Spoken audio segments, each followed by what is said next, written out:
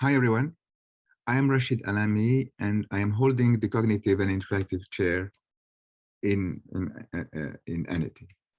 The scientific challenge of this chair is to devise and build the cognitive abilities of a robot that will allow it to be pertinent, legible, and acceptable while performing collaborative tasks with human.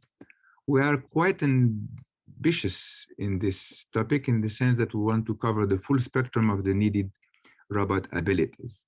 And we are conducting this research along 4 axes. The first one is collaboration with scientists from other disciplines like philosophers, development psychologists, and ergonomists around this notion of joint action. And the development, incremental development of the key components of the decisions and their articulation within a cognitive architecture that will control the robot. These robots that we build are from time to time deployed with potential users, naive users in different situations, and we engage in the evaluation of what we obtain. The architecture I mentioned, we are using to build it a constructive approach in the sense that we adopt and we adapt joint action concepts and mechanisms. We devise and refine models of human beliefs, intentions, abilities, and preferences. And based on this, we build and refine systems for situation assessment in human-robot context, and also human-aware reactive planners in order to perform collaborative task achievement and to achieve also situation-based dialogue. I will now go through some advances and results that we have obtained recently on these 4 topics. The first one concerns situation assessment. Over years, we have developed geometric reasoning capabilities for the robot in order to perform visual perspective taking, and based on this, to manage and maintain semantic knowledge and chronicles of the shared experience between human and robot, based and maintained in the beliefs of both separately. Recently, we have enriched these systems with a simulation-based physics reasoning system, which allows the robot to track objects even where they are out of its sight. For example, here the robot tracks the green object, the yellow object, sorry, that is put in by the human in the blue box, then poured in the green box. And after a moment, the same will happen with the red object, from this time the green to the red. They are not seen, but still maintained and managed by the robot situation assessment system. Concerning human-aware planning, we are working at essentially 2 levels, symbolic and geometric. From the symbolic level, we are developing human-aware task planner, HATP, which explicitly manages human and robot beliefs and is able not only to plan, but also for the robot, but also to anticipate human actions and decisions, allowing it in some situations to I would say, in a pertinent way, elicit human action. Concerning geometric reasoning, we have developed recently a planner which allows the robot to plan a visual perspective with its human partner. And we have also developed recently some recent results in social navigation that I illustrate here. Kohan is a system that is able to promote, and you see it at the right here, the right top figure, is able of quite smart behavior, essentially because it promotes legibility and acceptability, and by reasoning on human behavior is able to proactively, in some situations, propose solutions in case of conflicts, like what happened here for the door passage.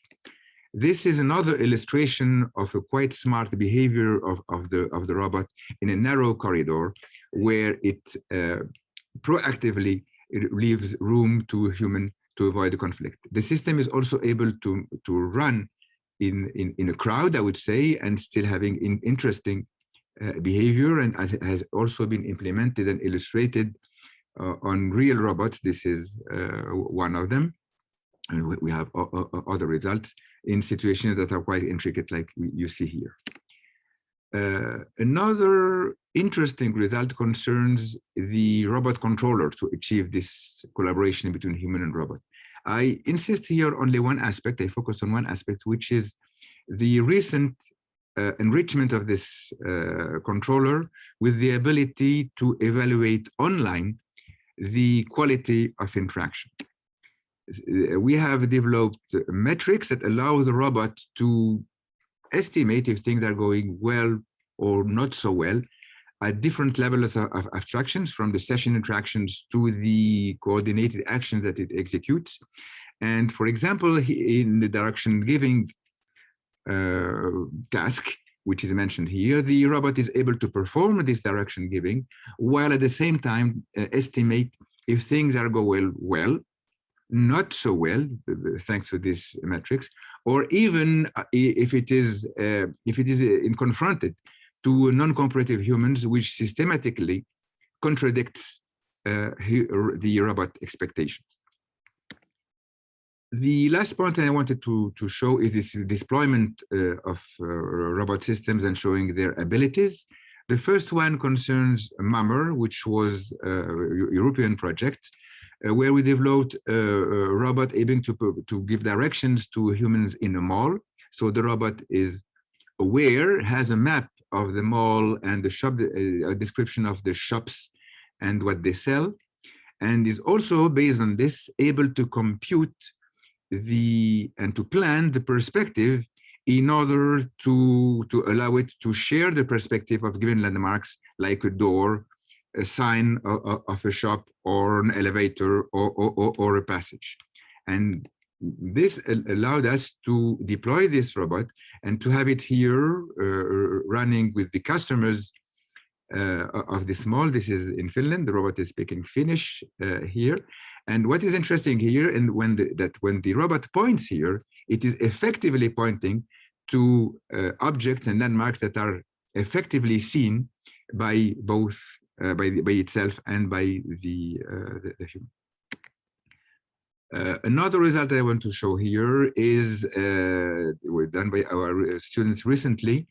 They have used, I would say, a standard test in psychology called the director-receiver task, or the director task, which reasons about the two perspectives and the problems of referencing objects. And this has been implemented here with simplified perception, but full reasoning. And the robot is able to here estimate the mental state of its human partner. We see it in the left of the image in the reconstructed system. This is a vision of the human. And the robot, based on this, is able to plan the two roles, receiver or director, which means referring to objects in the mental state of the human, or I would say understanding object reference by the human, while reasoning taking into account the perspective and also issues linked to ambiguity and non-determinacy of some objects. Thank you very much.